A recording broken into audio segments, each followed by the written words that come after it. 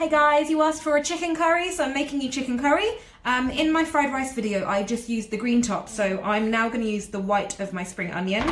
I've got some tomato puree, I have some curry powder, I've got 2 teaspoons of curry powder here, some chicken from the freezer that I've just defrosted. Now, if you guys don't like chicken with the bone on, if you've got boneless chicken thigh or chicken breast is fine, but it will dry out a little bit. Boneless chicken thigh is really delicious and it stays moist no matter how long you cook it. But I'm literally going to chop this into 3 parts. Going to use a cleaver to do that. And I've got some salt, some water. Now this isn't essential, but if you want to, you can add some garlic and ginger paste. If you don't have any garlic or ginger in your house, it's fine. You don't have to add it. So this is just optional and I'm just going to show you how I do it. Okie dokie, so the oil's hot. I'm now going to add in my spring onions. And at this point, I'm going to add in a little bit of salt, because I like to season right at the beginning. And then, like I said, this isn't compulsory, but you can add this in. This is my garlic ginger paste. If you don't have it, don't worry. I've just added a level teaspoon. And because I'm using spring onions, you really don't have to cook them for long. You just want to soften them slightly.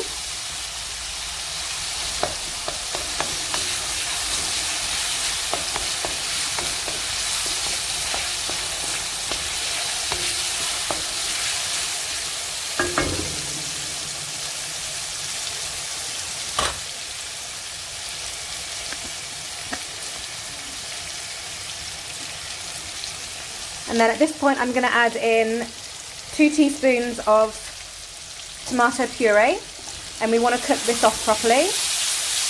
And you'll see the oil turns a gorgeous bright red, and you make sure you cook this out. It starts to thicken.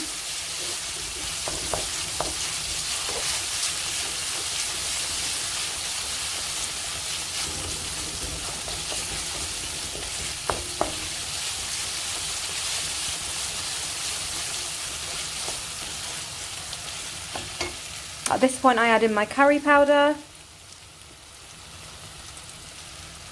and I don't want this to dry out, so I'm just going to add a little bit of water, and I just want to cook this curry powder out.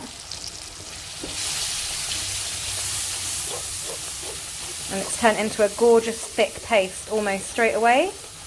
Now once we're at that paste stage, I'm adding my chicken, which I've chopped, and like I said, you can use your chicken breast or your chicken thigh. And just coat all of those pieces in that lovely paste. And we're going to dry fry this first of all, because I want to kind of sear the chicken.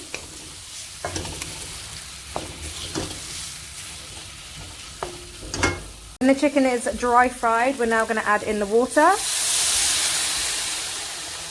And that's it, guys. We're going to cook this off until the chicken is lovely and tender. So it will take around 20 to 30 minutes.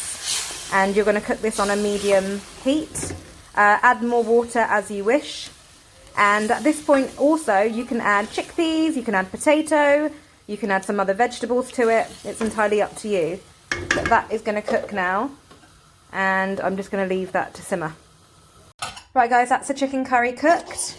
If you can see, all the lovely bits of chicken are completely cooked through. Oh, steaming away. We've got that lovely gravy, which will be beautiful over rice.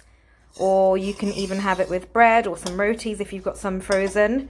And that's gorgeous as it is. You can garnish it with coriander. But I wanted to show you how to make it in the most simplest ways without hardly any ingredients. So I hope you found this helpful and I hope you enjoy it.